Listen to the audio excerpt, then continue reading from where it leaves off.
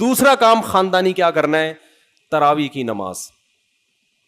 کیا کام کرنا ہے بھائی؟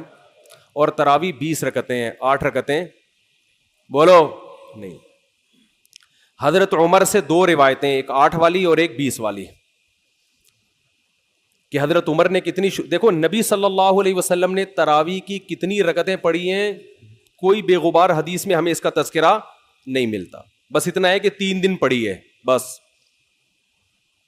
کتنی پڑھی ہے ہمیں نہیں پتا. یہ ہمیں حضرت عمر کے عمل سے پتا چلتا ہے, کیونکہ حضرت عمر بدعتی بولو نہیں ہو سکتے, کیونکہ انہوں نے جب جماعت سے 20 رکعتیں پڑھائی ہیں حضرت عمر نے, تو اس کا مطلب نبی نے ان 3 دن میں کتنی پڑھی تھیں. اور ایک ضعیف روایت میں اس کا تذکرہ بھی ہے کہ نبی نے 20 رکعتیں پڑھی ہیں. تو ضعیف روایت کی تائید جب خلفائے راشدین کے عمل سے ہو گئی تو وہ ضعیف بھی عملاً کیا بن گئی؟ صحیح بن گئی ہے وہ. تو حضرت عمر سے 2 ہیں, 8 بھی اور 20 بھی. 8 والی پر امت نے کسی امت نے عمل ہی نہیں کیا, کیونکہ وہ بالاتفاق مضطرب ہونے کی وجہ سے ضعیف ہے, سند کی وجہ سے نہیں بلکہ مضطرب. کیونکہ جو راوی حضرت عمر سے 8 بیان کر رہا ہے وہی کتنی بھی بیان کر رہا ہے؟ 20 بیان کر رہا ہے. اور جب ہم صحابہ کے دور میں دیکھتے ہیں تو ہمیں سب جگہ 20 نظر آ رہی ہیں, 8 کہیں بھی نظر نہیں آ رہی. تو یہ کیسے ممکن ہے کہ حضرت عمر نے 8 شروع کی ہوں اور کوفہ, بصرہ, دمشق, شام, مصر سب جگہ 20 ہو رہی ہوں؟ اس سے پتہ چلتا ہے کہ حضرت عمر سے جو 20 والی روایت ہے وہ صحیح ہے, 8 والی صحیح نہیں ہے. اور اس کی سب سے بڑی دلیل یہ ہے کہ موطا امام مالک میں ہے 8 رکعتوں والی, جو امام مالک نے نقل کی ہے, لیکن امام مالک خود 8 کا فتویٰ نہیں, وہ خود 20 سے زیادہ کے قائل ہیں, وہ تو 20 کے بھی نہیں 36 کے قائل ہیں. تو یہ کیسے ممکن ہے کہ کتاب کا مؤلف 8 والی ذکر کر رہا ہو مگر خود اس روایت کو وہ اس پر عمل نہ کر رہا ہو؟ ان باتوں کا کسی اہل حدیث عالم کے پاس جواب نہیں ہے. ترمذی میں ایک روایت پیش کی جاتی ہے امام احمد بن حنبل سے, یہ روایت ہے کہ اس میں کوئی مخصوص عدد ثابت نہیں ہے, جتنی چاہے پڑھ لو. لیکن امام احمد کی جو اپنی اصل کتابیں ہیں فقہ کی, اس میں امام احمد کے شاگرد جو امام احمد سے ذکر کرتے ہیں وہ ذکر کرتے ہیں امام احمد بن حنبل کے نزدیک بھی 20 رکعتیں مختار ہیں. سمجھ نہیں آ رہی میرا خیال ہے بات. تبھی فقہ حنبلی میں تراویح کی رکعتیں کتنی ہیں؟ 20. اور امام ابو حنیفہ کے نزدیک بھی. لوگ پتہ ہے مجھ سے کیا کہتے ہیں, لوگ جو ہے نا کہتے ہیں کہ یار آپ ان حدیثوں کا انکار کر رہے ہو جس میں 8 آتا ہے. 8 والی جو بخاری کی حدیث ہے نا اس کا تراویح سے کوئی تعلق نہیں ہے. بخاری میں آتا ہے نبی رمضان اور غیر رمضان میں 8 پڑھتے تھے, اس کا تراویح سے کوئی تعلق, وہ تو غیر رمضان میں بھی تھی. اتنی سینس نہیں ہے یار, آپ ہمیں قرآن و حدیث سکھا رہے ہو اور ہمیں اپنا مقلد بنا رہے ہو اتنے بڑے بڑے مجتہدین کی تقلید چھوڑ کے. میں لوگوں سے ایک بات کہتا ہوں, ایک قرآن و حدیث وہ ہے جو ابو حنیفہ, شافعی, مالک اور احمد بن حنبل نے سمجھا, اور ایک قرآن و حدیث وہ ہے جو 15ویں صدی کے مولوی سمجھ رہے ہیں. کس کی فہم زیادہ صحیح ہوگی؟ بولو بھائی. ایک قرآن وہ ہے جو انجینئر بیان کر رہا ہے حدیث, ایک حدیث کی تفصیل وہ ہے جو امام مالک بیان کر رہے ہیں, ابو حنیفہ بیان کر رہے ہیں, جن کی 80 ہجری میں پیدائش ہوئی ہے, تابعین میں سے ہیں, جو امام شافعی بیان کر رہے ہیں. تم امام شافعی کو چھوڑ رہے ہو, تم امام ابو حنیفہ کو چھوڑ رہے ہو, تم امام مالک کو چھوڑ رہے ہو, تم احمد بن حنبل جیسے محدث اور فقیہ جو امام بخاری کے استاذوں میں ہیں ان کو چھوڑ کر فالو کس کو کر رہے ہو؟ انجینئر کو. اور تم کہہ رہے ہو ہم صرف قرآن و حدیث کو مانتے ہیں, ہم کسی اور چیز کو نہیں مانتے. تم قرآن و حدیث کو نہیں مانتے میرے بھائی, تم مقلد ہو, اندھے مقلد ہو. تم قرآن و حدیث کی اس تشریح کو مانتے ہو جو انجینئر کر رہا ہے, اس تشریح کو نہیں مانتے جو احمد بن حنبل کر رہے ہیں, جو ابو حنیفہ کر رہے ہیں, جو امام مالک کر رہے ہیں, جو امام شافعی کر رہے ہیں. یہ بڑے بڑے تابعین, تبع تابعین, مجتہدین جن کو پوری امت نے فالو کیا ہے. تو 8 رکعت کی جو موطا امام مالک کی حدیث ہے, اس 8 رکعت پہ امام مالک نے فتویٰ نہیں دیا. کیوں؟ اس لیے کہ وہ حدیث مضطرب ہے, اس میں راوی ایک بیان پہ ٹکتا نہیں ہے, کہیں 20 بیان کرتا ہے, کہیں 8. جب راوی کے بیان میں تضاد ہو تو حدیث مضطرب ہونے کی وجہ سے رد ہو جاتی ہے. اور میں آخری بات کر کے بیان کو ختم کرتا ہوں, یہ جو تراویح کا لفظ ہے یہ 8 رکعتوں پہ فٹ ہی نہیں بیٹھتا ہے. اس کا بھی میں جواب سوال کر رہا ہوں لیکن کوئی جواب نہیں دے رہا. دیکھو اپنی مرضی کے سوال بنا کے جواب دے دیا کرو تو لوگ واہ واہ کریں گے. آپ میرے ساتھ یہ ہو رہا ہے, میں جو بیانات میں اعتراض کرتا ہوں نا اس کا جواب نہیں مجھے ملتا, خود سے اعتراض بنا کے کیا کر دیا جاتا ہے, جواب جیسے میں نے بتایا تھا کہ حرم میں 4 مصلے تھے، حنفی، مالکی، شافعی، حنبلی، 4 مصلے تھے نا کئی سو سال تک، جو کہ نہیں ہونے چاہیے، ایک ہی ہونا چاہیے تھا مصلی. تو لوگوں نے اعتراض کیا 4 مصلے تھے حرم میں، یہ دیکھو کتنا غلط، یہ حنفی مالکی ایسے ہوتے ہیں. تو میرا سوال یہ تھا کہ 5واں کیوں نہیں تھا اس وقت؟ اس کا مطلب 5واں فرقہ وجود میں آیا ہی نہیں تھا، وہ اب پیدا ہوا ہے. وہ ٹھیک ہے 4 غلط تھے، لیکن اس غلط کو بھی صحیح ان 4 میں سے ایک نہیں کیا ہے. سمجھ رہے ہیں کہ نہیں بھئی ایک امام ہونا چاہیے، 4 الگ الگ جماعتیں نہیں ہونی چاہیے. لیکن اس کا مطلب 700 سال تک امت یہ سمجھتی رہی کہ اہل سنت والجماعت کے 4 نمائندے ہیں، 4 مکتب فکر، 5واں کوئی تھا ہی نہیں، لہذا اس کا کوئی مصلی تھا ہی نہیں.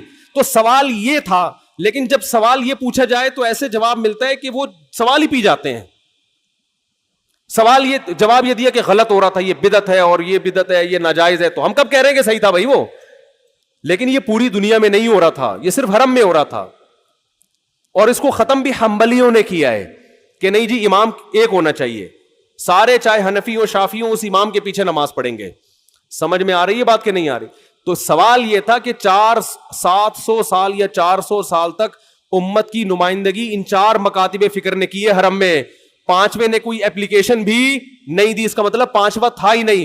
اور جو آپ یہ مختلف الفاظ بیان کرتے ہو کہ امام احمد بن حنبل اہل حدیث تھے، فلاں میں اہل حدیث تھے، تو امام احمد بن حنبل اگر اس طرح کے اہل حدیث تھے تو پھر امام احمد بن حنبل کے فالوورز کو اہل حدیث کیوں نہیں کہا جاتا ہے، حنبلی کیوں کہا جاتا ہے؟ نہیں آ رہی بات میرا خیال. یہ ایسے ہی ہے جیسے جماعت المسلمین والے کہتے ہیں کہ ہم نبی کے دور سے ہیں، اور پھر بخاری میں دکھاتے ہیں جماعت المسلمین کے الفاظ.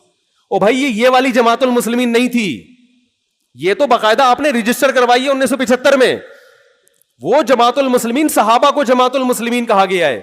تو یہ جو اہل حدیث کا لفظ ہمیں پرانے وقتوں میں ملتا ہے، یہ محدثین کے لیے ملتا ہے، یہ کسی مخصوص فرقے کے لیے نہیں ملتا. پھر بھی میں اہل حدیث کو اہل سنت میں داخل سمجھتا ہوں، میں پھر بھی ان کو نہیں کہتا کہ جہنم میں جائیں گے، لیکن میں کہتا ہوں کہ آپ کم از کم اس چند 100 سال پہلے آپ پیدا ہوئے ہیں، آپ کی جماعت وجود میں آئی، ہم پھر بھی آپ کو گلے لگانے کے لیے تیار ہیں، اور ہم صدیوں سے چلے آ رہے ہیں، آپ ہمیں کیا کر رہے ہو؟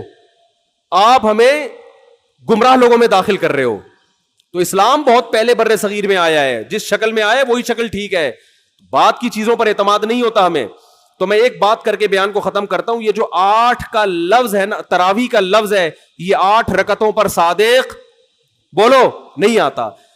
بہقی کی حدیث ہے اور بھی روایتیں اس بارے میں کہ اسلاف جب تراویح کی نماز پڑھا کرتے تھے، اسلاف سے مراد صحابہ تابعین، تو 4 رکعتوں کے بعد آرام کیا کرتے تھے. تو اس لیے 4 رکعت کو ترویحہ کہا گیا. کیا کہا گیا؟ ترویحہ. روح سے نکلا ہے، روح. استراحت کا لفظ سنا ہے آپ لوگوں نے؟ آرام. استراحت کسے کہتے ہیں؟ آرام. ترویح آرام دینا. راحت، راحت کا لفظ تو اور آسان ہے نا. ارے راحت کا لفظ نہیں سنا؟ راحت کسے کہتے ہیں؟ آپ کہہ رہے ہیں وہ اسے کہتے ہیں ہمارے محلے میں رہتی ہے. راحت کہتے ہیں آرام، ریسٹ. استراحت، راحت. روح یروح ترویحا، باب تفعیل میں جب جاتا ہے آرام دینا. تو ترویحتن، کیونکہ 4 رکعتوں کے بعد آرام کرتے تھے تو ان 4 رکعتوں کو کیا کہا گیا؟ ایک ترویحہ، یعنی ریسٹ ہے اس کے بعد. اب ترویحہ کا جو لفظ ہے نا، 4 رکعتوں کے بعد کیا ہو رہا ہے؟ ریسٹ. اٹ از کالڈ ترویحہ. سب کو پتہ ہے 4 رکعتوں کو ترویحہ کہتے ہیں. 2 ترویحوں کو عربی میں کہیں گے ترویحتان. کیا کہیں گے؟ جیسے رجل کا معنی ایک آدمی، رجلان 2 آدمی. عربی میں 2 کے لیے الگ لفظ استعمال ہوتا ہے، 2 سے زیادہ کے لیے الگ. تو اگر یہ 8 رکعتیں ہوتی تو ان کو محدثین تراویح نہ کہتے بلکہ ترویحتان کہتے یا ترویحتین کہتے. کیا کہتے؟ 2 ترویحیں. اور ان کے بیچ میں ویسے بھی ریسٹ کی ضرورت پڑتی نہیں. ٹھیک ہے، 4 رکعت کے بعد امام بیٹھتا، بولتے چل بھائی آگے جلدی کر، جانا بھی ہے گھر میں ہم نے. تو ترویحتین کہتے، ان کو محدثین تراویح نہیں کہتے. اور تراویح کا لفظ ہے جمع. عربی میں جمع کم سے کم افراد کتنے ہوتے ہیں؟ اس کے 3. تو کم سے کم 12 رکعتیں ہونی چاہیے. لیکن تراویح بھی جمع کثرت ہے، جمع قلت کثرت. جمع اقصا کہتے ہیں جو بہت زیادہ جمع ہو. تو پتہ ہے 4 رکعتیں کافی زیادہ ہیں. تو ان کو تراویح کہا جائے گا. 4 رکعتیں تھوڑی سی بھی ہو تو ان کو تراویح 4 رکعتیں اگر 3 دفعہ آئیں گی تو اس کو بھی علی وجہ الکمال ہم پورے طور پر تراویح کا لفظ اس پہ صادق نہیں آئے گا. بات آ رہی ہے سمجھ میں کہ نہیں آ رہی ہے؟ سمجھ میں سب آ رہی ہے, لیکن گھننے بن جاتے ہیں, گھماتے ہیں. اب دیکھیں نا یوٹیوب پہ اس کا جو بیان آئے گا نا اس میں گھمایا ہوا ہوگا, اس میں گھمایا یہ اپنی طرف سے نکالا ہوا ہے. اپنی طرف سے نہیں بھائی, بیہقی کی حدیث ہے, مصنف ابن ابی شیبہ کی روایتیں ہیں, آپ دیکھ لو. اس میں لوگ کہتے ہیں حوالہ کیوں نہیں دیا مفتی صاحب نے. آپ انکار کرو, میں حوالہ دوں گا انشاءاللہ. آپ انکار کرو کہ ایسا نہیں ہے, ہم ٹائم بچا رہے ہیں اپنا. وہ مجھے کہہ رہے تھے نا اس بحث میں کہ مفتی صاحب آپ دلیل دو, جو دعویٰ کرے دلیل اس کے ذمے ہے. میں نے کہا دلیل اس کے ذمے اس وقت ہے جب سامنے والے دعوے کا انکار کرے. میں نے ستار بھائی کو میں نے کہا کہ ستار بھائی تم نے 1 لاکھ روپے لیے ہیں. ستار بھائی کہہ رہے ہیں نہیں, ہاں لیے ہیں, تو مجھے کیا ضرورت ہے میں گواہ پیش کروں کہ دلیل دوں. وہ مان رہا ہے, تو یہ سب مانتے ہیں. یہ تو علماء جس نے بھی حدیث کی کتابیں پڑھی ان کو پتا ہے کہ ترویح کا لفظ اس لیے لکھا ہوا ہے اس میں.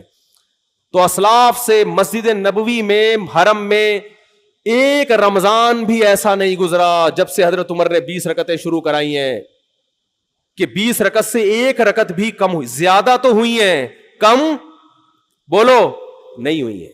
1 امت اتنی بڑی گمراہی پر 1400 سال سے جمع ہو گئی. تو میرے بھائی جو آپ سے قرآن و سنت کے نام پہ بات کرے نا, اسے بولے بھائی ٹھیک ہے میں قرآن و سنت ہی کو مانتا ہوں, مگر قرآن و سنت کی وہ تشریح جو ان مجتہدین نے کی ہے اس کو مانوں گا. جو 15ویں صدی کے مولوی کر رہے ہیں تشریح, میں اس کو بولو نہیں, چاہے وہ سعودی ہوں. لوگ کہتے ہیں سعودی عرب میں 8 رکعتیں ہر جگہ ہو رہی ہیں. سعودی عرب میں آج ہو رہی ہیں, 100 سال پہلے کے سعودی عرب میں 8 رکعتیں کہیں بھی نہیں ہوتی تھی. تو یہ کوئی سعودیوں کا کلمہ تھوڑی ہم نے پڑھا ہے کہ جو سعودی عرب میں تو بہت سے لوگوں کی داڑیاں نہیں ہوتی, تو کیا مطلب داڑھی کا انکار کر دو گے آپ؟ تو ہم نے فالو کرنا ہے امام مالک کو, امام احمد بن حنبل کو, امام شافعی کو. یہ بڑے بڑے محدثین تھے, مجتہدین تھے. خلفائے راشدین کو, خلفائے راشدین کے دور میں کوئی ایک روایت دکھا دو 8 رکعتوں والی, کوئی ایک روایت. ہاں جو حضرت عمر سے موطا میں منقول ہے اس کا جواب میں نے دے دیا. اس کے علاوہ کہیں دکھا دو کہ بصرہ میں, کوفہ میں, دمشق میں, صحابہ تابعین کے دور میں رمضان میں 8 رکعتوں سے جماعت سے نماز کسی نے پڑھی ہو. تو نہیں ہے کچھ بھی اس میں. تو اس لیے جو طریقہ صدیوں سے تواتر کے ساتھ چلا آ رہا ہے وہ کتنی رکعتوں کا ہے؟ 20 رکعتوں کا. تو اسی کو فالو کرنا چاہیے. تو دوسرا کام آپ نے خاندانی کیا کرنا ہے؟ تراویح پابندی سے پڑھنی. سمجھ میں آ رہی ہے بات؟ تو یہ 2 کام فی الحال کریں, کچھ پیکج اگلے جمعے میں انشاءاللہ بیان کریں گے. تو اسی سے انشاءاللہ اللہ کی محبت کی چنگاری آپ کے دل میں پیدا ہوگی. اللہ ہمیں سمجھنے کی, عمل کی توفیق عطا